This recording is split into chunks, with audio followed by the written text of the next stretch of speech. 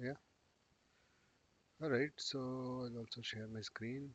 So we've been talking about JavaScript. Yeah. So in this series, in the last class, I think we have understood about date and time. Yeah. We discussed about this standard object called date and time. And today, let's move on to another topic called JSON. JSON methods and to JSON. Okay. So what exactly is JSON? Why we are talking about this JSON? How is it related to JavaScript? Yeah. So the name itself says, yeah, a JSON, which is nothing but, yeah, this acronym is, yeah, JavaScript Object Notation. What is this? JavaScript Object Notation is called JSON, and this is a actually a data format. It's not a language. Yeah, it's a data format, and it is not part of JavaScript language specification. Yeah, the same JSON is supported in many languages. Yeah. It's supported in JavaScript, it is supported in PHP, it's supported in Java, .NET, everywhere. We use this format. You can think of it like a format. I said data format. So what is the meaning of data format? So I have two systems, front end and also I'll have back end. Now, if these two systems have to communicate, yeah, they have to send the data, they have to exchange some data. Their communication format, yeah, is actually application slash JSON, meaning the the data type of what they communicate. Yeah, front end if there is an API request, back end if it is giving the response. So both will communicate using this format.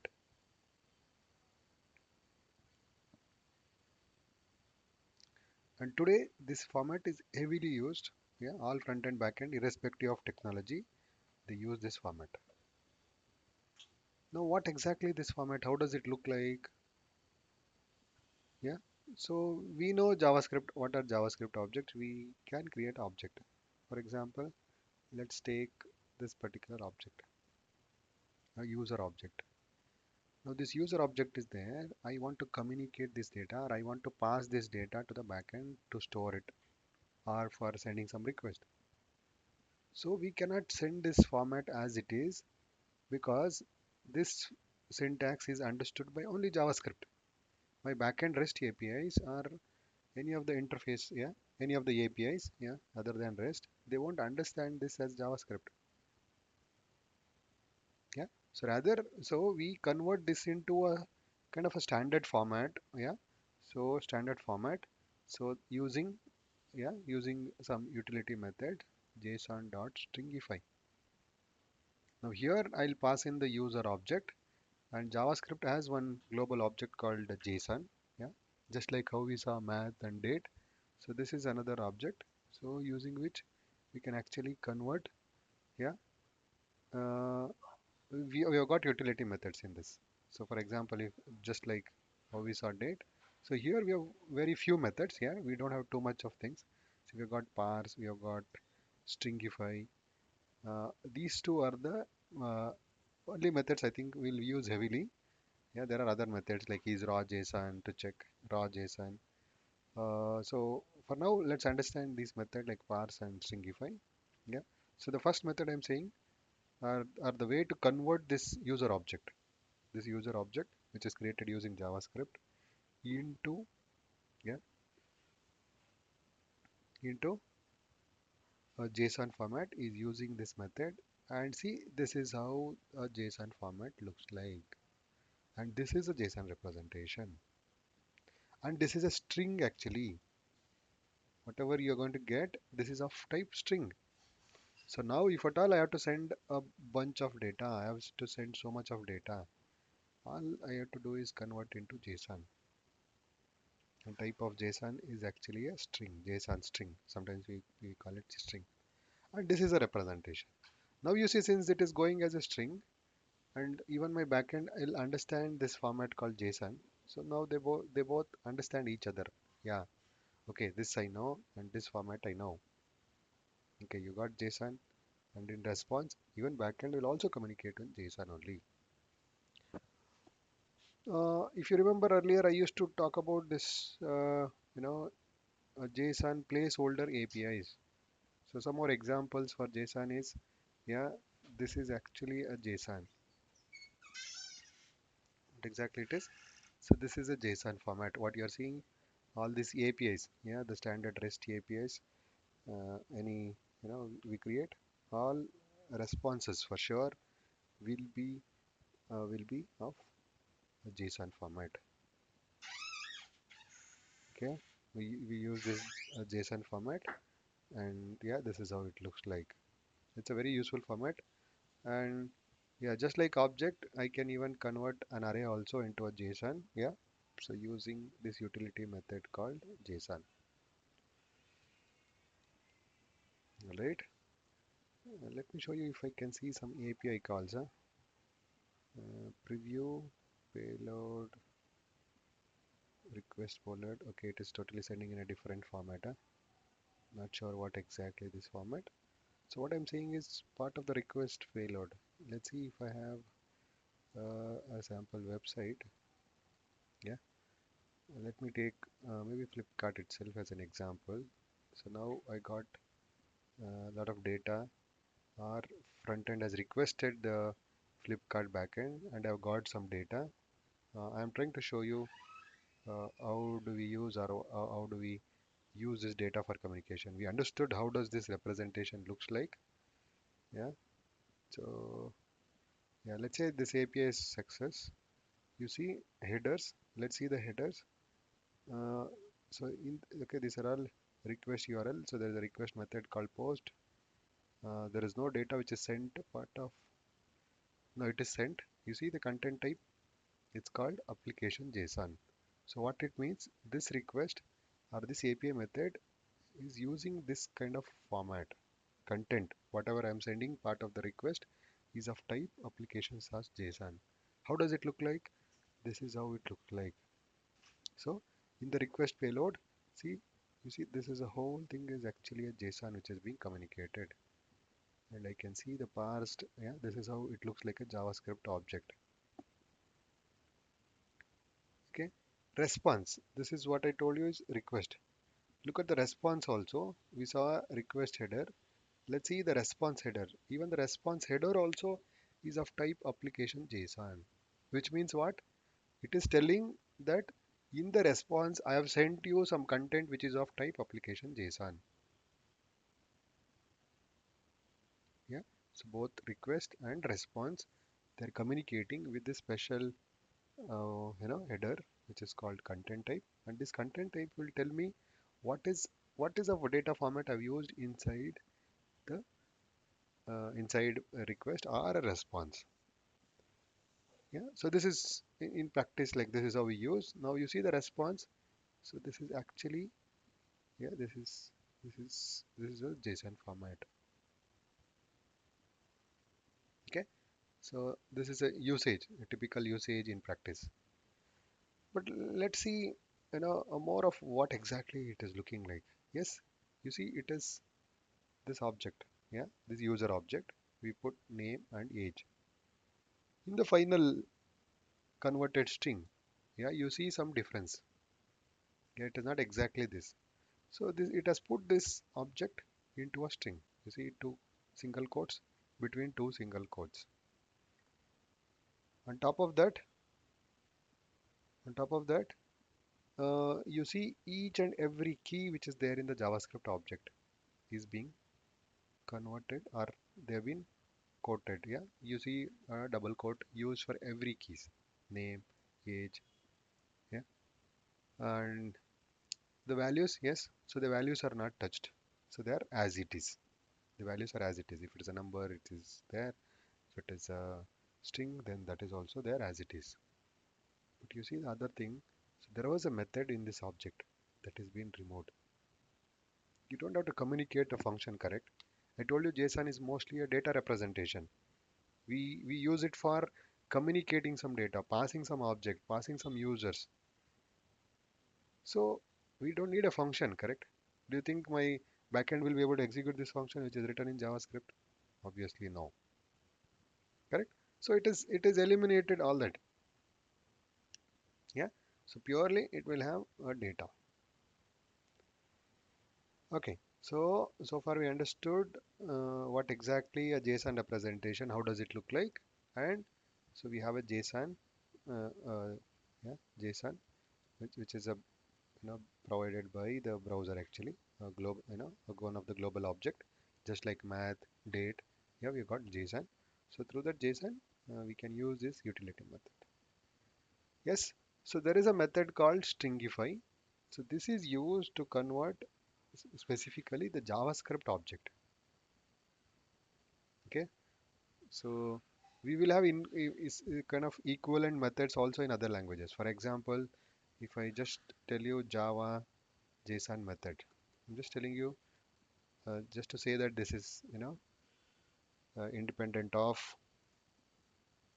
yeah, JavaScript, and this is a standard format. You see there also the name is JavaScript object notation. Yeah. Yes, it is a data interchange format, but another important thing is it is lightweight. Yeah.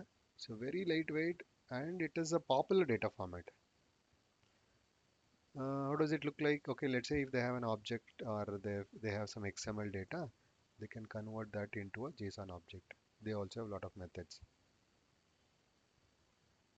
Okay, so yeah, you see, there also it exactly looks like what we just saw now. Fine. So that's not our yeah interest. So interest is okay in JavaScript. What do we have? Yes. So any object that you have, yeah, you can convert into its JSON representation before sending that to to the backend or to send via HTTP request. How do we send the data to the backend? It is via the HTTP request.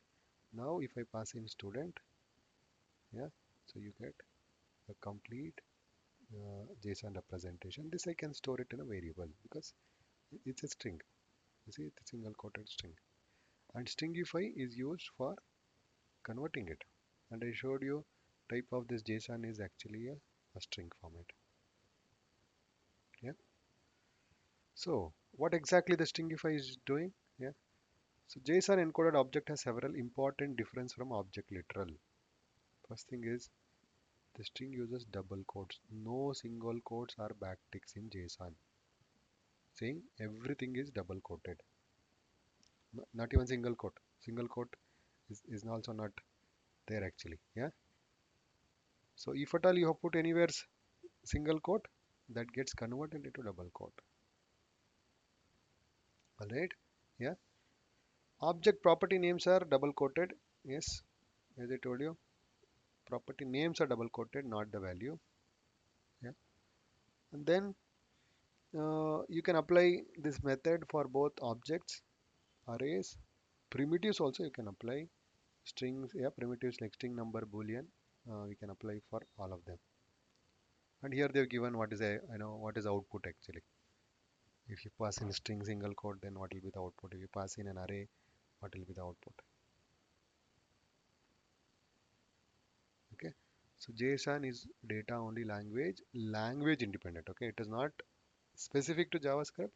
It is not part of JavaScript also. It's a language independent. Yeah, you can use any language. You can use Python also to create a JSON data.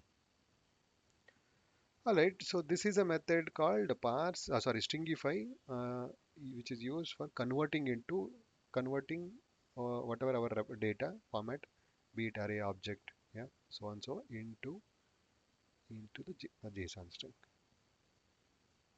All right. Now we have got another method, yeah, which is actually called as, yeah, which is other method, which is called parse method. Now that's what we need to understand. Yeah. So they also got as a syntax stringify, it has got some formatter, yeah, formatter syntax also.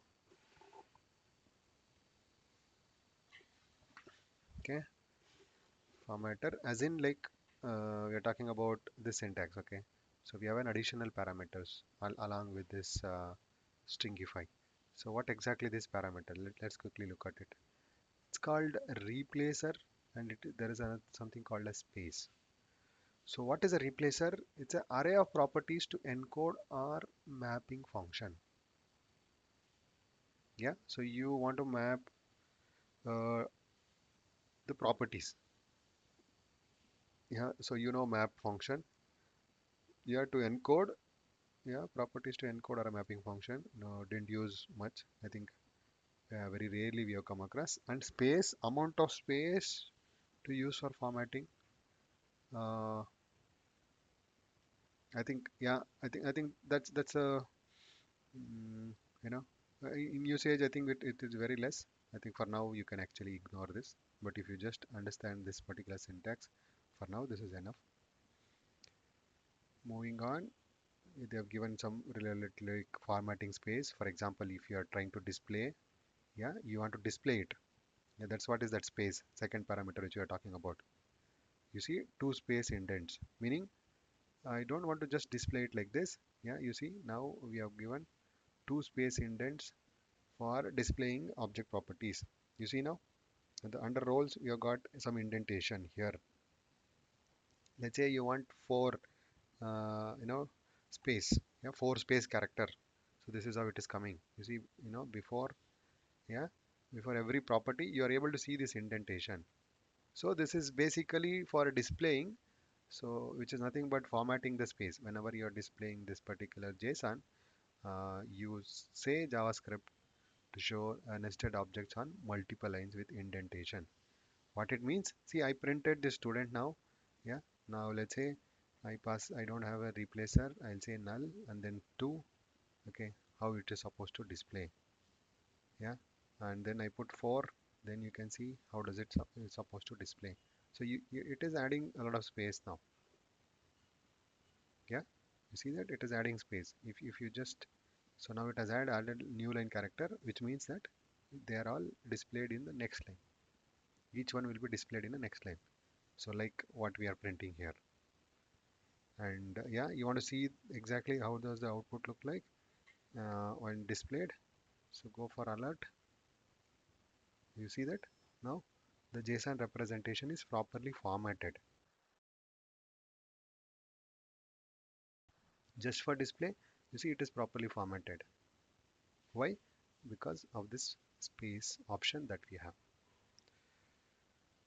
Okay, it is also possible they're saying to, I mean, you can write a custom to JSON method. Uh, yeah, we can use a custom to JSON method and using which actually you can convert it. And when room is nested, another uncoded object. Not sure what exactly they're talking about. Okay. Yeah. So let's see. So like toString, yeah, we know there is an option to convert a given object into a string. For example, if something called student is there, I can go for toString. Yeah. So this method is that. So likewise, yeah, an object may provide a method to JSON for to JSON conversion. Getting what I'm saying? Object can have the student object which is there, yeah, can have this method. We can add an additional method called to JSON. And here you can write whatever implementation you want. Yeah, you want to do some conversion, you want to update some values. Yeah, this should be a function.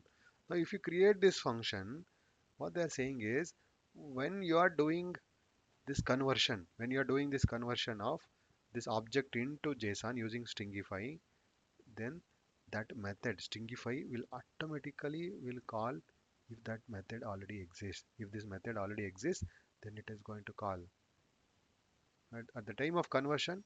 So you can write some, it's kind of a hook wherein you can add your custom logic.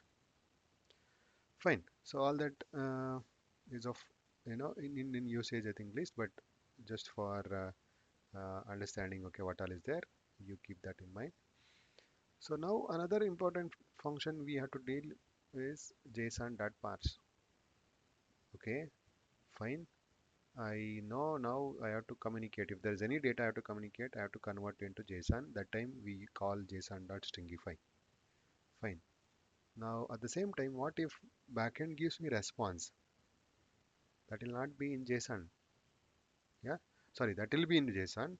But then JavaScript, if at all it has to work with the JSON data, it has to do a reverse. That reverse method is actually called parse method. Okay, so if you give a JSON object, then this parse method basically, you know, takes in a string value and then gives you back the the respective type. If it is an object, then it will give you an object. If it is yeah, an array, it will give you a string. I mean, it will give you an array, all that. So let's see an example now. So here we have got a user data which is purely a JSON string. Now I would like to use this user data in JavaScript. How? I cannot use this because this is a string. Yeah. So as you know, it is a string. I cannot do anything with that. I cannot extract name or I cannot extract each individual property. That's where this method actually comes into picture. JSON dot, yeah, parse. Parse will basically parse, yeah, from the given string it will parse the JSON. And you see now, so the return value will be a JavaScript object. Now through this object I can display, I can manipulate, I can store. So you know what all we can do with the JavaScript object. And for this purpose we use this method called JSON.parse. Okay, yeah. So for sending it we use stringify, for reversing it we use parse. Yeah, since I've done some backend also, I know like how they work. Yeah, so again they will, let's say if the front end is doing a stringify data, here in backend they will call JSON.parse.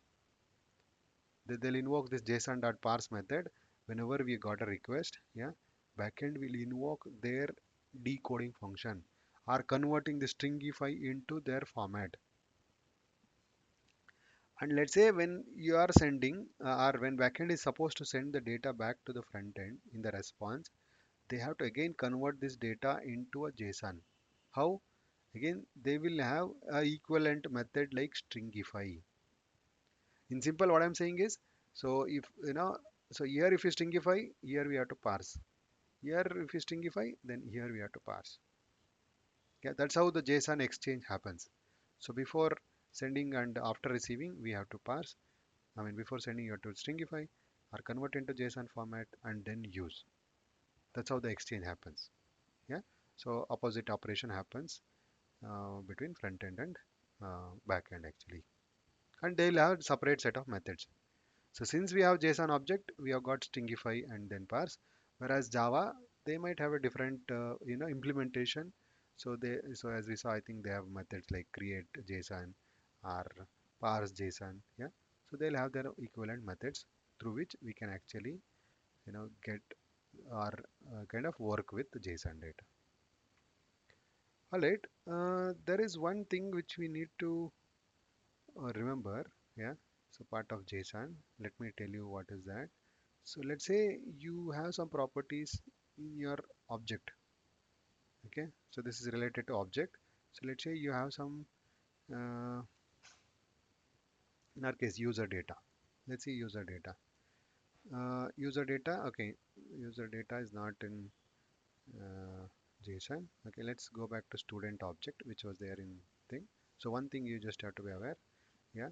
So you see, null is allowed actually part of object. But then there is one thing which is not allowed, which is undefined. So let's say is admin. Okay, is admin is already there. Yeah, is user. Okay, I will say undefined. So you know that anything which, yeah, we can have property with the value as undefined. Now, but when you convert this into a JSON string, yeah, you will see that this all the properties which have a value of undefined, they'll be removed from JSON. Yeah, let me just to show you.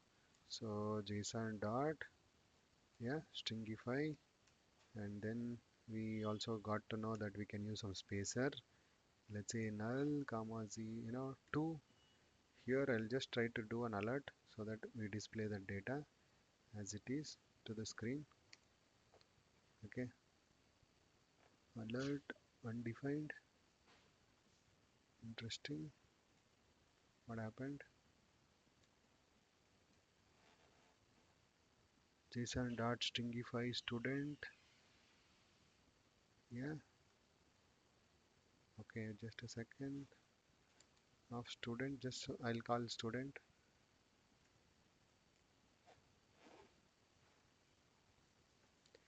Interesting. Why it is not returning undefined? I mean, why it is returning undefined? Mgn JSON stringify. So let's see the syntax quickly. Okay, when it is going to return undefined. In terms of syntax, yes, you see that it takes a value and a replacer and a space. The return value, a JSON string representing the given value are undefined. Okay, yeah, it can return the value or undefined. But I wonder why in our case we are getting undefined. Uh, is it because of this property which I added, student dot is user? So let me delete this property. Delete student dot is user. I added in.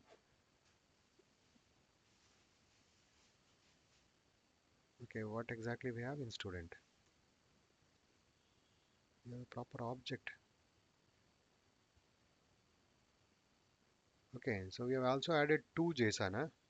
I think we have added two JSON. Let me take another simple object. User.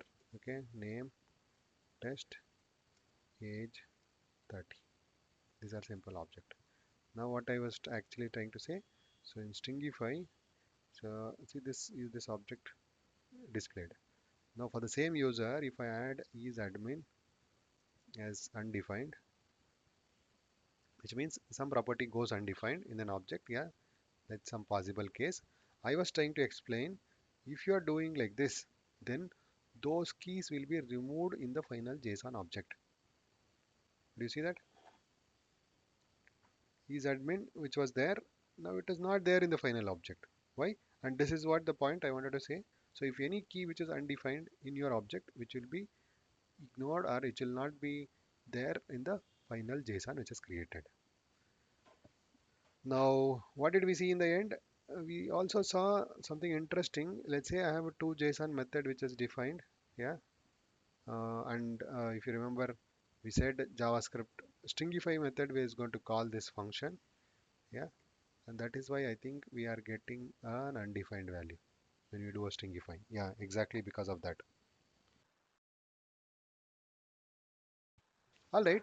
So I think if you know this much about JSON, I think this is a good enough knowledge. And as you, I was saying, so this format is heavily used for communication, and you will actually see a lot of examples. Yeah, you will use this format a lot whenever you are doing API integration.